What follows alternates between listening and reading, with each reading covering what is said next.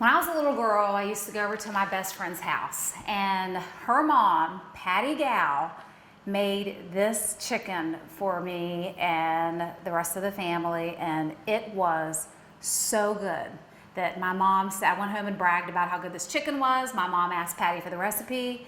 It's been in our family ever since.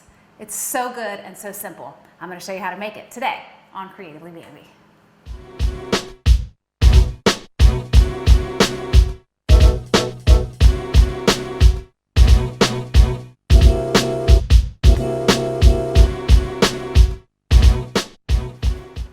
What you need to get it done, just a few simple ingredients. First, you're gonna need some chicken breast. All right, now you can buy the chicken tenders already cut in the store. If you're short on time, that's the way to go. If not, just grab the whole ones and use some kitchen shears to cut it up into the strips.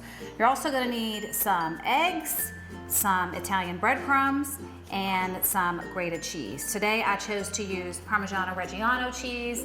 Patty used regular Parmesan cheese, like in the can. Use whatever you want, whatever you have on hand. It's the easiest way to get her done, we say. We're going to get our eggs just lightly beaten, just like that. Just use a fork, no big deal. And you're gonna put your chicken into the eggs. Cheese into the breadcrumbs. Give it a quick mix with the hands. I like to use equal parts of the breadcrumbs and the cheese. And now let's go with our little assembly line, okay? Chicken dipped in the eggs, into the breadcrumb and cheese mixture. Make sure it has a nice coat on there.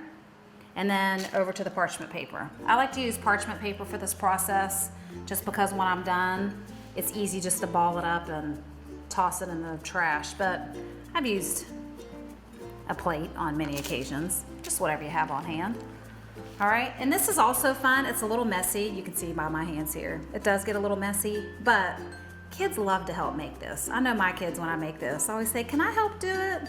So let them dive in. And kids are always more likely to eat whatever you make whenever they help to make it as well, right? So go for it, let them dive in. I have the extra virgin olive oil heating up in the pan. This is over medium heat, and it's ready to go for our chicken to start cooking as soon as it hits the pan. Because these are chicken tenders or chicken cutlets, they're gonna cook really fast because they're obviously cut into smaller pieces. That's one of the tricks to get dinner on the table fast. Use smaller cuts of meat.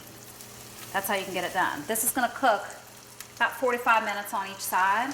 Once it's done, what I like to do is I like to put some paper towels on a plate and let it drain on the plate because it just helps them to be nice and crispy when you drain all that extra oil off of there. If you really want to add a little more flavor to this, I don't think it needs any more, but if you really want to take it up a little more, throw in a tablespoon of butter into that oil, and that'll just give it a little bit more depth. I'm gonna skip that today. I'm trying to keep it a little healthier. So we're gonna let this go, and then I'll show you what it looks like when it's done.